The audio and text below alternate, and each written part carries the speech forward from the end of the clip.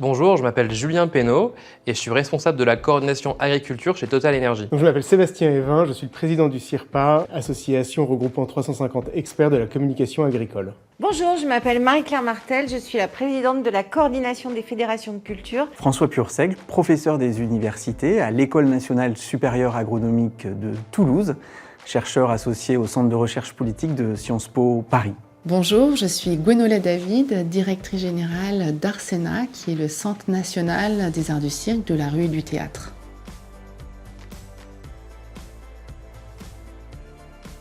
Depuis sa création, Terres Innovantes a pour but de promouvoir l'image de l'agriculture et de faire en sorte de donner une image positive de ce secteur d'activité. Terres Innovantes a pu contribuer via des grands événements comme les Toquets de l'agriculture, où on a rassemblé plus de 30 000 personnes, du grand public, qui a pu rencontrer et échanger avec des agriculteurs. Mais ça a aussi permis à des agriculteurs entre eux, plusieurs centaines, de se rassembler de toute la France et d'échanger. Depuis le départ, l'objectif de Terres Innovantes, c'est de valoriser et de promouvoir l'image de l'agriculture. On peut le faire notamment à travers des événements, comme on a fait au Toquets de l'agriculture, sur le parvis de l'Hôtel de Ville. Au sortir des ateliers de Terres Innovantes, on s'est rendu compte d'une force importante chez les jeunes agriculteurs et chez Terres Innovantes, c'est la capacité à réunir dans des événements d'envergure un réseau large de parties prenantes et d'agriculteurs. J'ai la conviction qu'il y a une vraie attente de la part des jeunes, de la jeunesse rurale et urbaine, mais des villes intermédiaires, autour du vivre ensemble.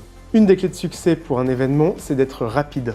On est passé en, je dirais, une trentaine d'années de 600 festivals à 6000. C'est effectivement des rassemblements qui sont alors extrêmement variés, qui vont de plusieurs centaines de milliers de personnes à quelques centaines. C'est la culture aussi, le renforcement du côté divertissement sans doute qui attire les gens. Et l'impact, c'est quand on jette une bille dans une vitre, la vitre éclate. L'impact, c'est du court terme, les effets, c'est du long terme. Et je pense qu'aujourd'hui, on ne peut plus séparer les deux. Et si on cherche à faire un festival qui, à la fois, touche son public et en même temps a des effets de long terme vertueux, alors sans doute que le dessin, le design du festival est un peu différent que si on cherche juste l'impact. Le fait de rassembler autant de monde, alors même si ce n'est pas des dizaines de milliers, c'est quand même l'occasion à la fois dans l'organisation mais aussi dans tout ce qu'il y a autour. Il est rare qu'un territoire qui s'engage dans l'organisation d'un festival n'en profite pas aussi pour renforcer tous les autres côtés, tous les autres attraits touristiques de son territoire et on espère évidemment des retombées supplémentaires. Aujourd'hui, on compte entre 6 à 8 000 festivals selon la définition que l'on retient. Et c'est un phénomène qui donc ne cesse pas parce qu'il répond à un besoin des citoyens, un besoin de ceux qui apprécient la culture, de pouvoir se retrouver. Cet attrait pour les festivals confirme que la culture, ça se partage ensemble, en famille, avec des amis. C'est ce que nous montrent en tout cas les études sociologiques qui ont été réalisées pour cerner un peu le profil des spectateurs. Les Français, notamment les jeunes, sont très attirés vers les festivals. On assiste d'ailleurs à un rajeunissement des festivaliers, puisque les dernières études montrent que l'âge moyen est de 48 ans, avec évidemment de grandes différences selon qu'il s'agit de musique classique ou de musique actuelle, puisque les jeunes raffolent des musiques actuelles, se retrouvent en bande pour y assister. Alors, ces festivals rassemblent non seulement des festivaliers qui viennent profiter, mais aussi souvent énormément de bénévoles qui s'inscrivent dans des territoires et souvent ils expriment aussi l'âme de ces territoires, donc ça c'est un élément très important. C'est un moment encore une fois où les gens vont s'engager et l'engagement est toujours propice au partage de messages d'intérêt public, que ça soit le changement climatique, que ça soit bien sûr l'écologie, mais aussi les valeurs de solidarité. Et c'est d'ailleurs pour ça que souvent sur les grandes causes nationales, il y a des festivals ou des grands rassemblements qui sont organisés.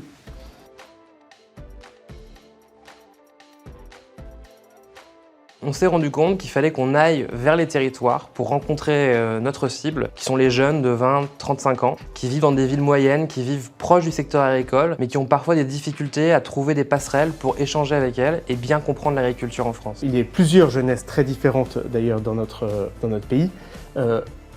Les événements d'il y a quelques années sur les Gilets jaunes ont mis en exergue toute une frange de la population qui se sent délaissée, qui se sent mal aimée et qu'il faut toucher. Et il se trouve que cette population, jeune et moins jeune d'ailleurs, vit souvent à l'écart des métropoles. Les clés de succès à fort impact pour un événement grand public, déjà il faut définir qui est le grand public. Et pour moi, la conviction c'est que le grand public se trouve dans les territoires. L'opinion aujourd'hui se crée dans les territoires, elle ne se crée pas uniquement dans les métropoles. Cette jeunesse périurbaine, cette jeunesse dans les territoires, celle des villes intermédiaires, a malgré tout une méconnaissance assez forte du secteur agricole. Parce que finalement, on l'a vu, la démographie agricole s'est effondrée ces dernières années. On en est aujourd'hui à se poser la question du renouvellement des générations.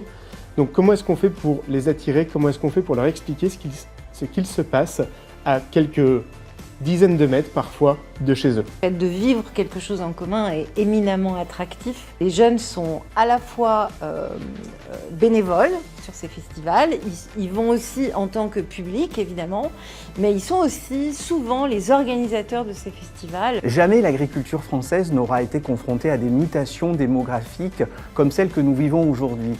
En effet, on assiste à un effacement de la population des chefs d'exploitation. Jamais il n'y a eu aussi peu de chefs d'exploitation. Ils sont à peu près 398 000 aujourd'hui dans la société française.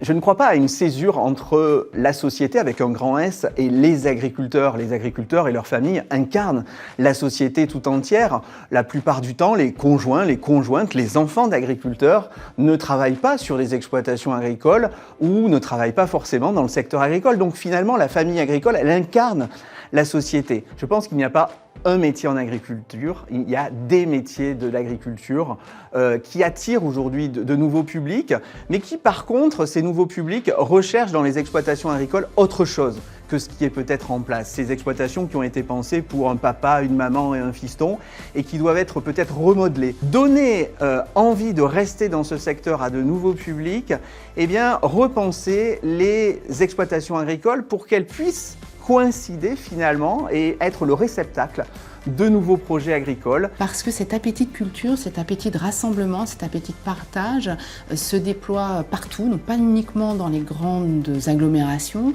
mais plutôt autour des villes moyennes, plutôt dans les territoires. Et il y a là un vecteur de développement tout à fait intéressant. Et je pense qu'aujourd'hui, personne n'a la vérité sur l'agriculture de demain. Aussi, on a besoin et on doit réunir dans les territoires les collectivités territoriales, tous les acteurs associatifs et les entreprises qui mènent des projets ou qui souhaitent être au plus proche des enjeux qui sont les nôtres, de la biodiversité et du changement climatique.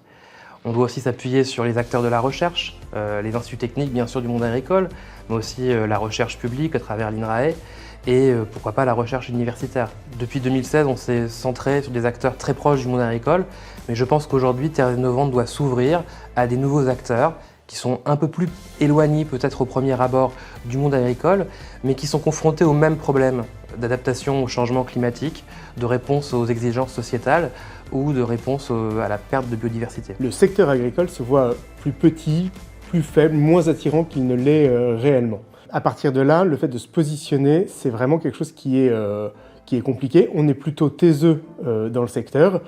Donc, prendre la parole, communiquer, savoir qui on est, définir un objectif, c'est quelque chose qui n'est pas toujours simple. En revanche, on a aussi un vrai atout dans notre manche, c'est qu'on est très attirant. Ces changements sociologiques, ces changements démographiques nous invitent aujourd'hui à réinventer complètement notre communication en allant chercher des interlocuteurs, en faisant preuve de conviction sur notre identité, sur nos objectifs et sur notre rapport à la société. Pour qu'un nouveau pacte puisse être scellé entre des agriculteurs qui sont une minorité dans les espaces ruraux, et pas seulement dans la société française, et de nouveaux publics, de nouvelles populations qui réinvestissent ces territoires, pas forcément pour les mêmes raisons que les agriculteurs et leurs familles. Les tendances dans l'événementiel reflètent un besoin de sens de la société, c'est-à-dire que la question des valeurs, de notre planète, la question de nos territoires, de notre rapport au temps, de notre rapport à la terre, notre lien avec les autres deviennent de plus en plus importants et l'événementiel intègre ce besoin de sens des gens, tout simplement parce que pour être ensemble, on a besoin aussi de partager un certain nombre de valeurs, un certain nombre de questions et puis aussi du plaisir.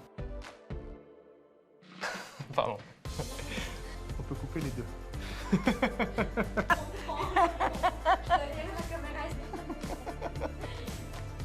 Comme ça, je me relance. Près dedans. On va s'arrêter.